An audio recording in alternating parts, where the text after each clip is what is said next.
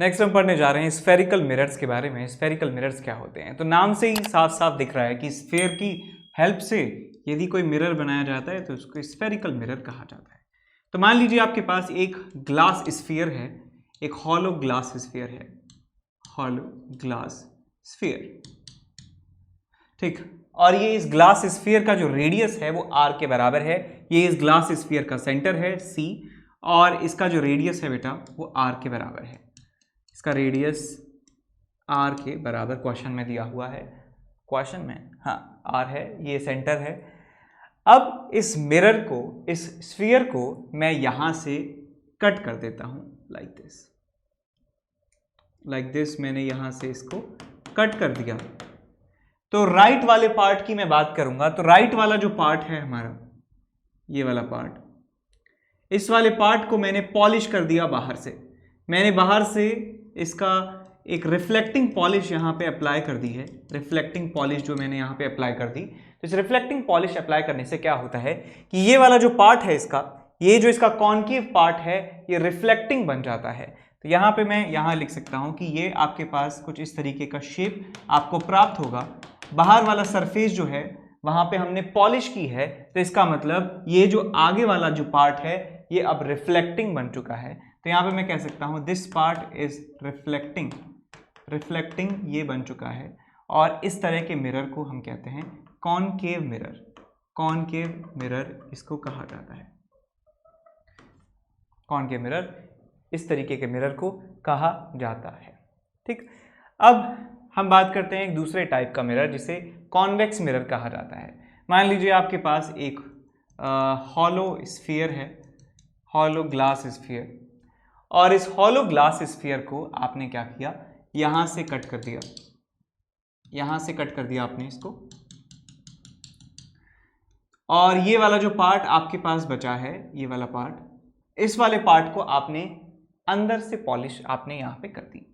तो आपने इस वाले पार्ट की पॉलिश जो है वो कुछ इस तरीके से कर दी है, अंदर की तरफ से पॉलिश आपने कर दी है।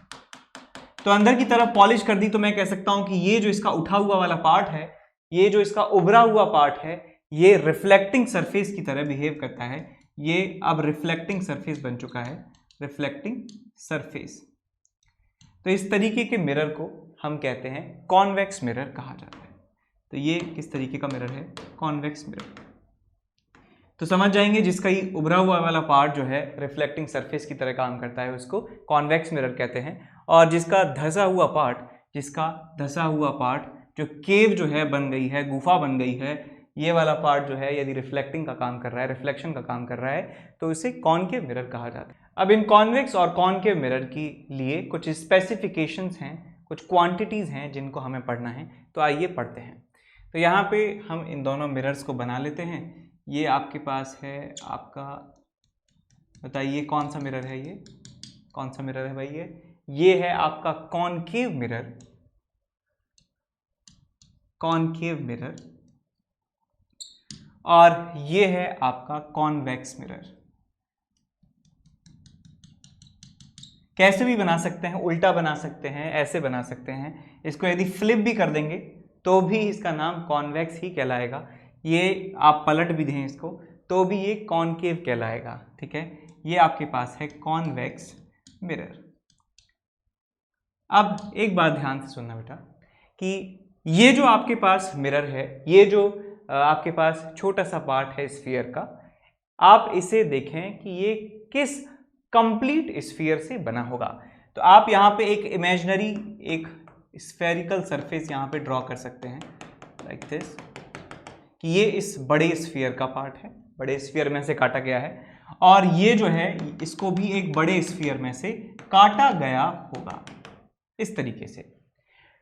तो ये जो ओरिजिनल स्फीयर था, जिस स्फीयर का ये पार्ट है, उस स्फीयर के सेंटर को कहा जाता है सेंटर ऑफ कर्वेचर। इसको क्या कहेंगे, सेंटर ऑफ कर्वेचर इसको कहा जाता है। यदि कॉन्वेक्स मिरर की बात करें तो ये इस कंप्लीट स्फीयर से बना है, और उस कंप्लीट स्फीयर के सेंटर्स को कहा जाता है सेंटर ऑफ कर्वेचर। और सेंटर ऑफ कर्वेचर वाले पॉइंट को सी से डिनोट किया जाता है। सी को हम लिख देंगे, सी क्या है भैया, centre of curvature, centre of curvature.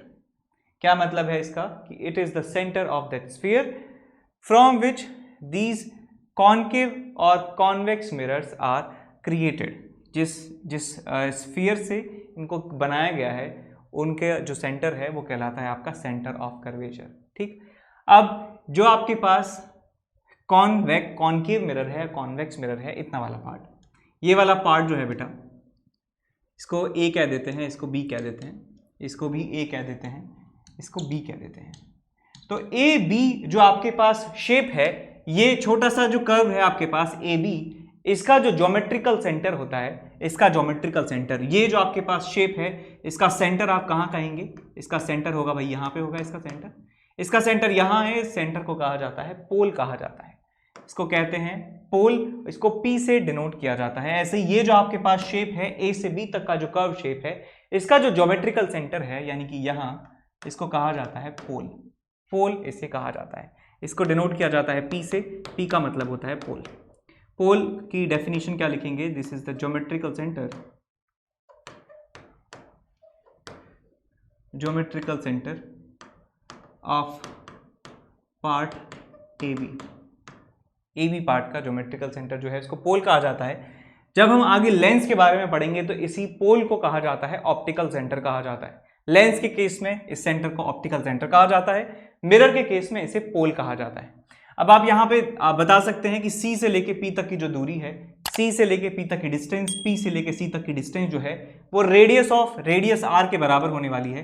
ये डिस्टेंस होने वाली है R, radius of that original sphere. ऐसे ही यहाँ पे कह सकते हैं कि ये जो डिस्टेंस है, इस डिस्टेंस की वैल्यू जो है होने वाली है R के बराबर, और ये R जो है उस ओरिजिनल स्फीयर का रेडियस है और इसे डिनोट किया जाता है R, कैपिटल R से, और इसका नाम है radius of curvature. Radius of curvature, I think ये साथ के साथ याद हो जानी चाहिए, आपने पहले भी पढ़ा होगा। रेडियस ऑफ कर्वेचर यह पोल है, सेंटर ऑफ कर्वेचर। अब बात करते हैं आपके पास जो ए बी जो आपके पास है डिस्टेंस, ये जो शॉर्टेस्ट डिस्टेंस है ए और बी के बीच में, ये जो शॉर्टेस्ट डिस्टेंस है बेटा ए और बी के बीच में, इसे कहा जाता है अपर्चर रेडियस, इसको कह देते हैं डी से डिनोट कर देते हैं। ऐसे ही ए से बी के बीच का जो शॉर्टेस्ट डिस्टेंस है इसे कहा जाता है डी, और डी का मतलब होता है अपर्चर डायमीटर। अपर्चर डायमीटर इसे कहा जाता है। सो डी जो है, डी को कहा जाता है अपर्चर डायमीटर।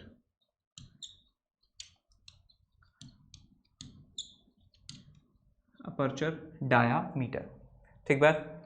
तो अपर्चर का मतलब होता है बेसिकली कि जो आपके पास ऑप्टिकल डिवाइस है, आपके पास लेंस है या मिरर है, उसका कितना पार्ट जो है वो लाइट से एक्सपोज होता है, लाइट कितने पार्ट में आकर घुसती है, उस पार्ट को अपर्चर कहा जाता है।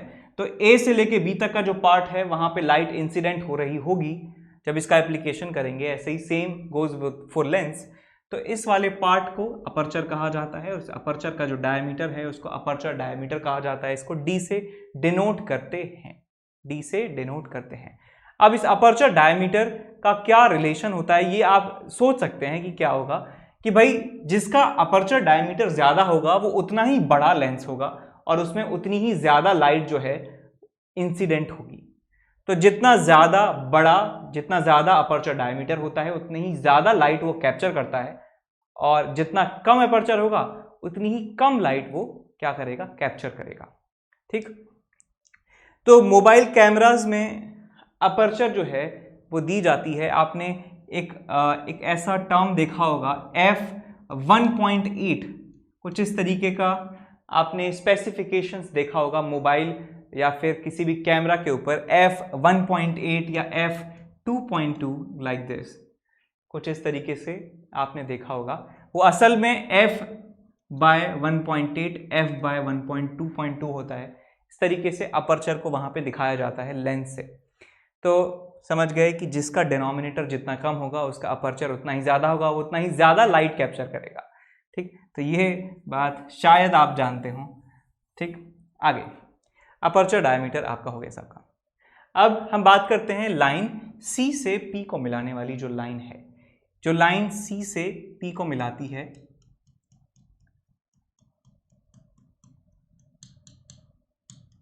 इस लाइन को कहा जाता है प्रिंसिपल एक्सिस। P से C को मिलाने वाली जो लाइन है उसको कहा जाता है प्रिंसिपल एक्सिस। तो यहाँ पे हम लिखेंगे प्रिंसिपल एक्सिस। प्रिंसिपल एक्सिस इसको PA से हम डिनोट करेंगे। प्रिंसिपल एक्सिस का मतलब क्या है कि line joining pole and centre of curvature, line joining pole and centre of curvature is called principal axis. अब इसके बाद प्रिंसिपल एक्सिस जब हमने पढ़ लिया है तो अब हम बात करते हैं पैरेक्शियल रेज की। नेक्स्ट यहां पे हेडिंग लिखेंगे पैरेक्शियल raise.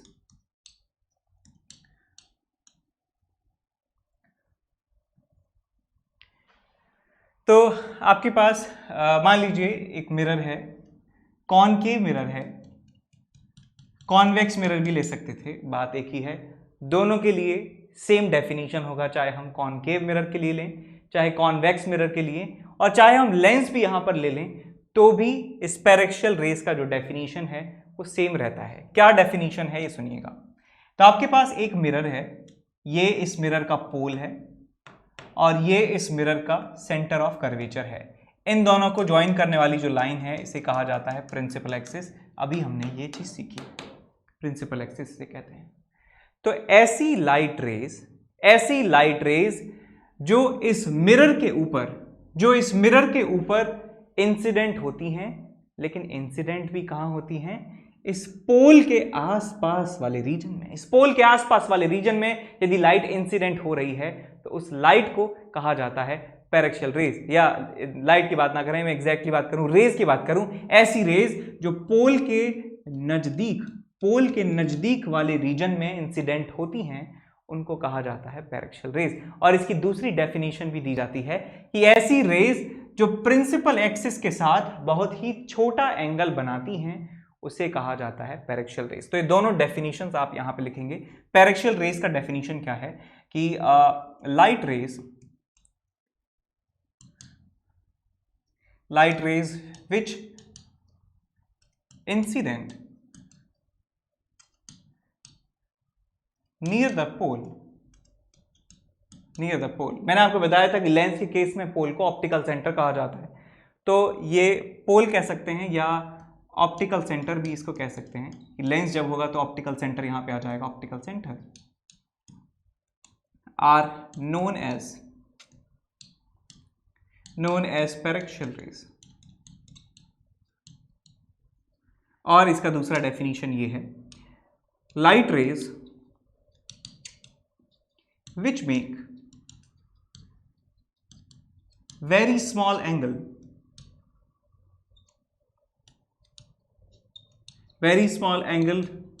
with principal axis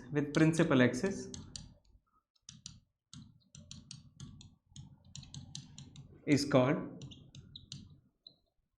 पैरेक्शियल raise.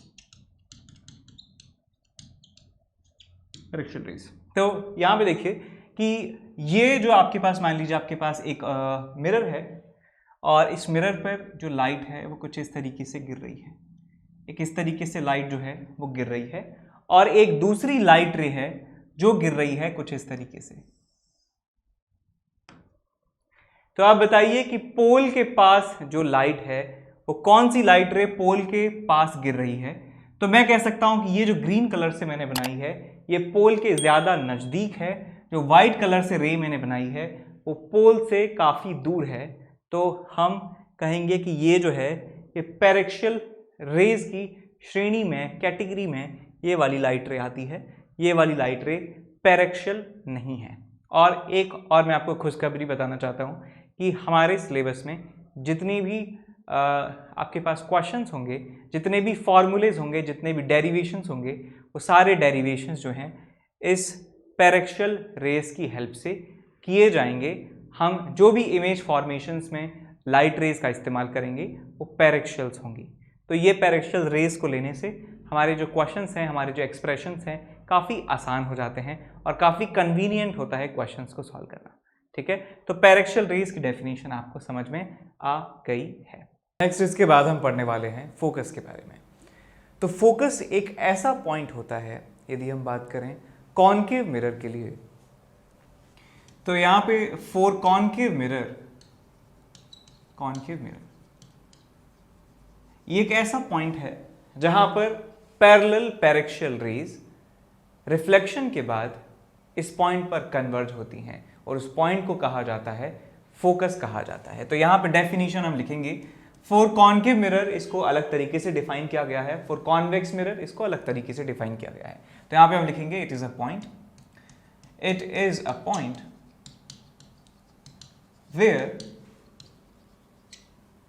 Parallel, शर्त ये है कि लाइट की जो रेज हैं वो पैरेलल होनी चाहिए, एंड पैरेक्शियल, और क्या होनी चाहिए, पैरेक्शियल होनी चाहिए, यानी कि ये सारी की सारी पोल के निकट, पोल के पास इंसिडेंट होनी चाहिए। Paraxial light rays converge at a point,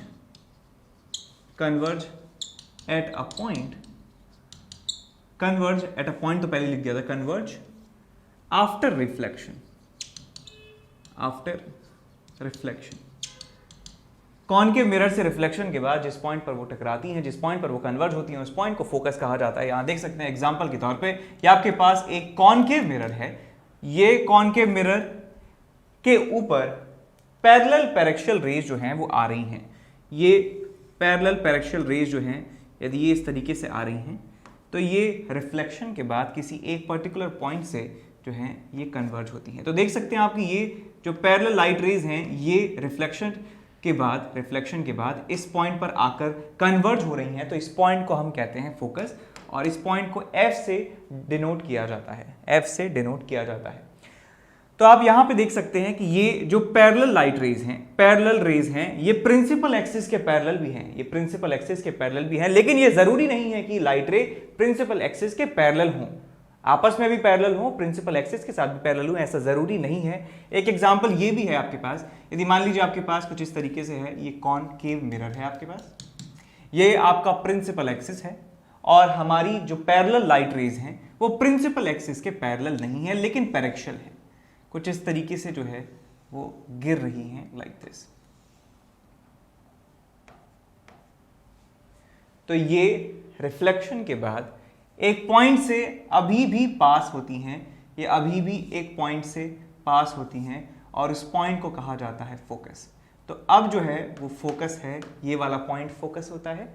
और जब इस केस में जब हमारी लाइट रेज पैरेलल तो हैं लेकिन प्रिंसिपल एक्सिस के भी पैरेलल हैं, इस केस में ये आपस में पैरेलल हैं लेकिन प्रिंसिपल एक्सिस के पैरेलल नहीं है, तो इस केस में भी लाइट रे एक पॉइंट पर कन्वर्ज होती हुई दिखाई देती हैं, एक पॉइंट पर कन्वर्ज होती हैं, इस पॉइंट को फोकस कहा जाता है। यदि हम फोकस की बात करें, यदि कॉन्वेक्स मिरर के लिए, यहां पे यदि हम बात करें फॉर कॉन्वेक्स मिरर,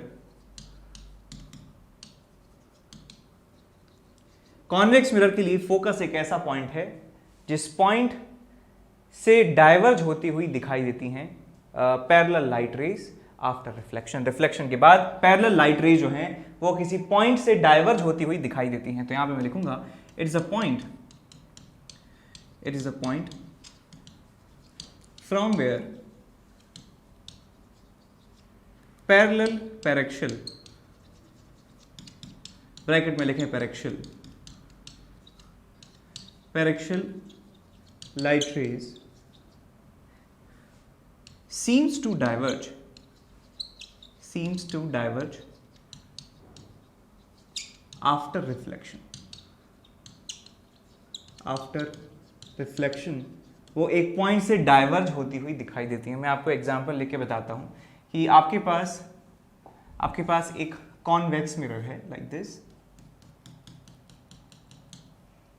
ये आपका प्रिंसिपल एक्सिस है और लाइट रेज जो हैं वो इस तरीके से आ रही हैं, आपस में पैरेलल हैं और प्रिंसिपल एक्सिस के भी पैरेलल हैं।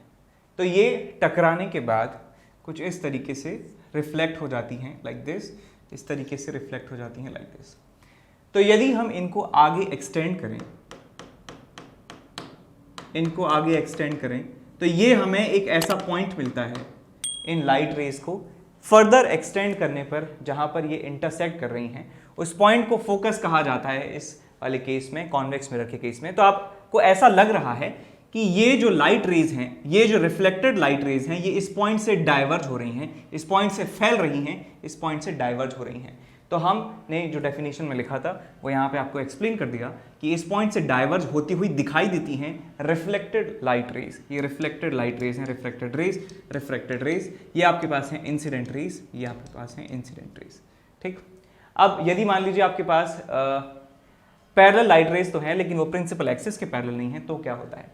तो आप यहाँ पे देखिए दूसरा केस जहाँ पे हमारे पास एक कॉन्वेक्स मिरर है और ये आपका प्रिंसिपल एक्सिस है और लाइट रेज जो आ रही हैं वो प्रिंसिपल एक्सिस के पैरेलल नहीं है लेकिन आपस में पैरेलल हैं, आपस में पैरेलल हैं, पैरेक्शियल भी हैं, लेकिन प्रिंसिपल एक्सिस के पैरेलल नहीं है। तो ये जो लाइट रेज हैं ये कुछ इस तरीके से जो हैं ये रिफ्लेक्ट हो जाती हैं, ये रिफ्लेक्ट हो जाती हैं इस तरीके से, और इनको यदि हम एक्सटेंड करें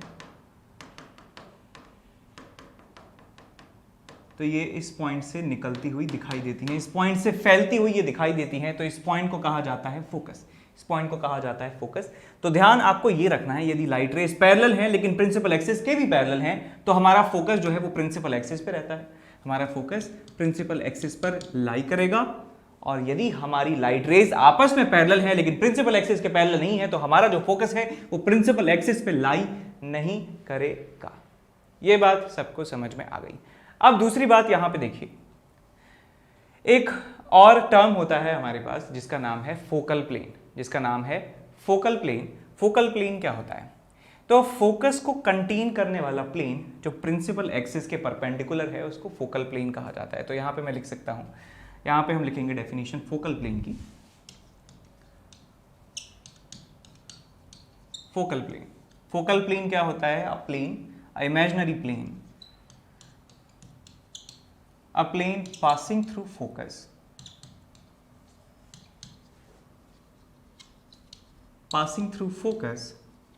and perpendicular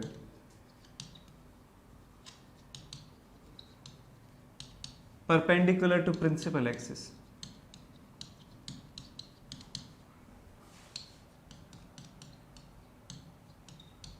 is called focal plane।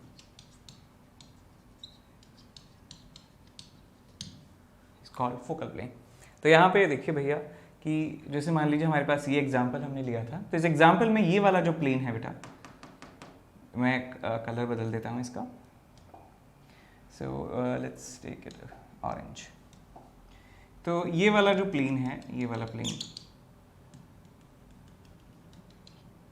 This plane, ये क्या कहलाएगा आपका? ये फोकल प्लेन कहलाएगा। फोकल प्लेन क्यों कहलाएगा फोकल प्लेन? बिकॉज ये प्लेन जो है ये फोकस से पास हो रहा है और इस प्रिंसिपल एक्सिस के ये परपेंडिकुलर है, नॉर्मल है। ऐसे ही हम यदि यहाँ पे बात करें तो ये प्लेन जो होगा, ये वाला plane,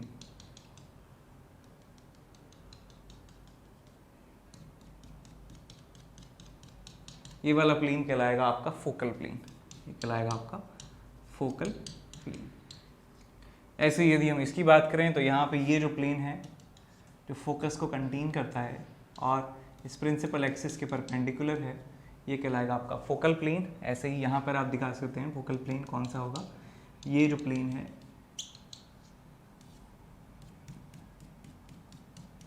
this plane is focal plane. ठीक, तो आपको ये बात समझ में आ चुकी है। ठीक, अब मैं आपको सिखाता हूँ कि कैसे हम स्फेरिकल मिरर के केस में दिखा सकते हैं एग्जैक्टली कि इंसिडेंट लाइट रेज जो हैं वो रिफ्लेक्शन के बाद किस डायरेक्शन में जाएंगी। यानी कि हम रे डायग्राम्स उनको कहते हैं कि रेज को यदि इंसिडेंट करवाया जाता है एक स्फेरिकल मिरर पे तो रिफ्लेक्शन के बाद वो किस डायरेक्शन में जाएंगी एग्जैक्टली, तो वो सारी चीज़ें हम जो है प्रेडिक्ट कर सकते हैं सिर्फ ज्योमेट्री से। ठीक है, और लॉज ऑफ रिफ्लेक्शन की मदद से। Hello my dear students, I am Neeraj Kumar Chaudhary, your physics teacher. बच्चों, बहुत सारी इंक्वायरीज आ रही हैं, बच्चे पूछ रहे हैं अलग अलग बैच में कि सर कब कौन सा बैच आपका स्टार्ट हो रहा है। तो मैं ये इन सारे प्रश्नों के जो उत्तर हैं उनको एक साथ ही दे रहा हूँ ताकि मुझे बार बार हर एक बैच में हर जगह पे अलग अलग ना बताना पड़े। ये डिटेल है। My batches for IIT JEE coming soon, यानी कि जो अब आने वाले बैच हैं मेरे, ठीक है ना, उनके बारे में मैं बता रहा हूँ। ठीक है ना, न्यू इवॉल्व यानी कि 12th क्लास का उन स्टूडेंट के लिए जो 11th से 12th मूव कर रहे हैं और थोड़ा सा लेट हो गए हैं ज्वाइन करने में, उनके लिए बैच स्टार्ट हो रहा है 5 मई से। ठीक है ना। यानी कि 2022 में जो अपना IIT JEE का एग्जाम देंगे उनके लिए एक नया इवॉल्व स्टार्ट हो रहा है। कब से? 5 मई से। ठीक है बच्चों, रेगुलर बैच है, फुल थ्योरी का बैच है, 5 मई से स्टार्ट होके समझ लिए अक्टूबर एंड या नवंबर एंड तक ये बिल्कुल खत्म हो जाएगा। ठीक है ना। इसके बाद आता है इमर्ज बैच, जो कि 11th क्लास के लिए, यानी कि 10th से 11th मूव करने वाले स्टूडेंट्स के लिए, जिनको 2023 में अपना IIT JEE का एग्जाम देना है, उनके लिए बैच स्टार्ट होगा 20th मई से। ठीक है ना, 20th मई से उनके लिए न्यू बैच स्टार्ट होएगा इमर्ज का। ठीक है ना। तो बच्चों मेरा ये एक ही बैच होगा, इसी के लिए आपको इंतजार करना है, इसी में एडमिशन लेना है, कहीं और नहीं जाना। ठीक है।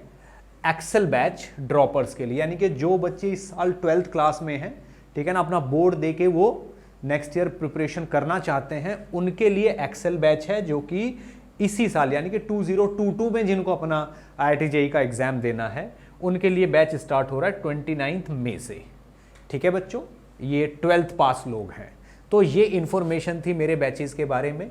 ठीक है बच्चों, और इनके अलावा शायद ही नेक्स्ट बैच कोई स्टार्ट होंगे, क्योंकि इतने में ही मेरा फुल टाइम कवर हो जाता है। ठीक है बच्चों, चलिए बेस्ट ऑफ लक। मेरी आपसे यही रिक्वेस्ट है कि प्लीज़ मेरे लिए थोड़ा सा इंतजार करिए और इसी बैच में एडमिशन लीजिए। Thank you.